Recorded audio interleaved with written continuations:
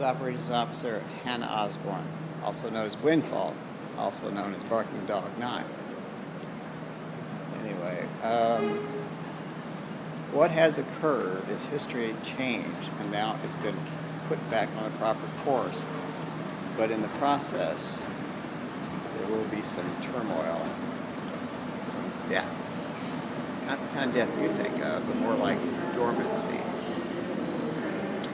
So anyway, when Jesus of Nazareth's sarcophagus was moved into the Syrian area near Damascus, he came telepathically in contact with one of the fallen ones who had been buried long ago and existed since the flood. There was only one left, but there had to be at least one, sort of like a token representative. So anyway, when these minds connected, unfortunately, Jesus did not prevail, and so he basically agreed to do something he shouldn't have done. So he was compromised. So I'm his replacement, to be honest with you. I know, and the reason that is because the people that set both of us, rely on us because we are time lords. We are a species advanced beyond humans.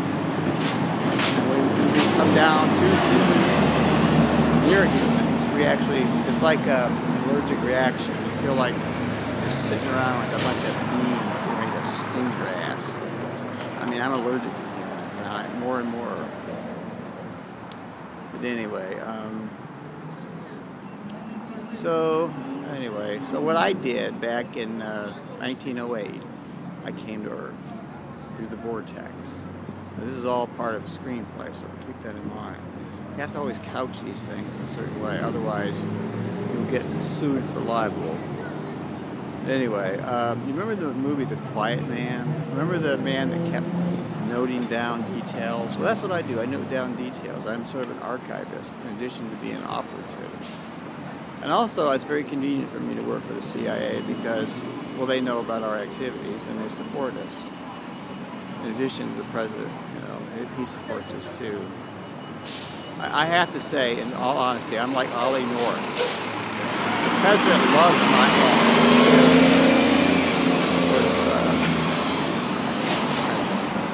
You take that with a grain of salt. So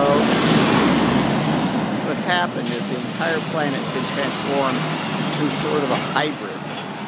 There's no longer humans on this planet for the most part. 99.99% of the corpses walking around looking like humans are actually a hybrid. Not human at all, but having the appearance of being human. The outliers, is the humans that are left, are very rare, very protected. But sometimes they get loose. One of them got loose, and I found out where that one is. It's in Seattle. So the muckety mucks, that is the hybrids, are trying to, the unknowns as I call them, are trying to make use of this one lone stranger. And of course the purpose is so they can breed. If they breed, this world is lost. My people will not let this world continue. If it gets to the point where that contagion is possible, my people will destroy this planet and everything around it, just to be sure, because that contagion cannot be tolerated. The universe would really just vanish if that happened. And God, of course, the Lord. I mean, there is really a Lord. Kind of like sort of like the chief cook and bottle washer of all of us, and he will not tolerate that. Well, actually, you can't say he. It's more like they. But anyway, so my job, in addition to changing history, is try to recover my powers to the point, which I think I'm very close to now, because I had a couple of recent events. And when I recover my powers to their fullest extent, I'll be able to do things that nobody could have done. Because, they're superhuman, basically. But that has to wait for their arrival. When that arrival comes, I'll be able to do more interesting things. But anyway, for the time being, I have to be cautious and be careful, because I am vulnerable. Today's day is, of course, May 19th, 2012, year of our Lord. And I'm walking down the street singing a song. I can't sing either. That's one thing about Time Lords. None of us can fucking carry a tune. It's just like some inherent thing.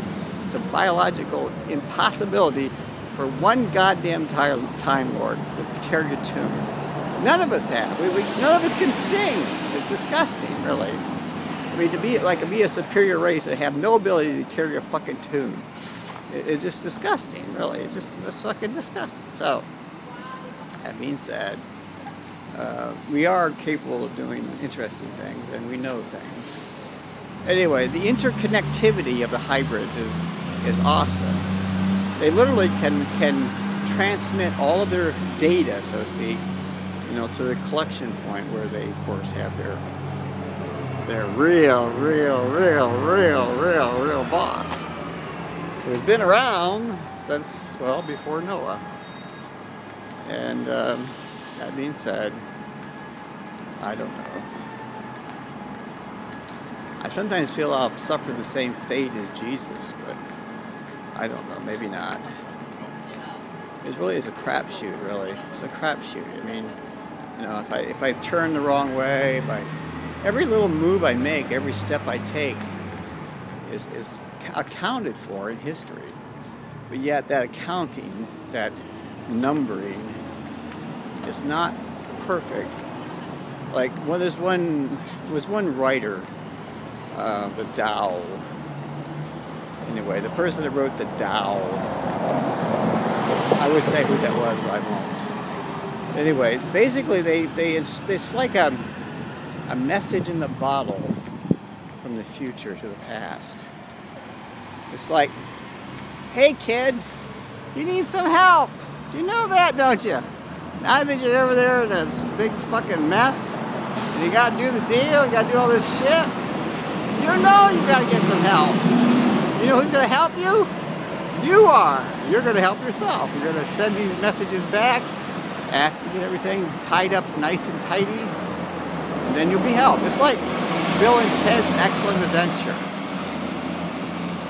and also the sequel. So, you know that there's the most famous Bill, is Bill Clinton, and the most famous Ted is Ted Kennedy. Now just think about that for a minute. What ties Bill Clinton and Ted Kennedy together? You know what they want, don't you? Excuse me. So I don't know. I just feel like this is all by design. Every film, every text, every storyline, every cliche, every jingle, cartoon, every piece of crap I see on the street, it's all basically part of the puzzle. So think of the universe as a great crystalline creature, capable of thought, like a machine, like a computer. And the computer can reconfigure itself to aid those that it likes. The computer likes me. What's the name of the computer? Keyhole 7. I don't know why they chose that name. I mean, it seems like a nasty name myself. I don't say anything that has the word hole in it I don't like, but anyway, that's it. Anyway, and it's been around since, well, basically about 1945, when they finished making the A-bomb. And anyway, it's been enhanced. There's another film you should know. It's called Colossus, the Forbin Project. It's very much like that. In the same sense, the hybrids, that is the unknowns, they have their own kind of computer. And they use the same system. They use the same system of conveying the data and looking for a projection. It's also like that film Push, about the division, mutant telepaths, secret government projects. All these things are all grist for the mill. So anyway, the problem is this is real life shit. I mean, it's really like, and people do suffer, people do die.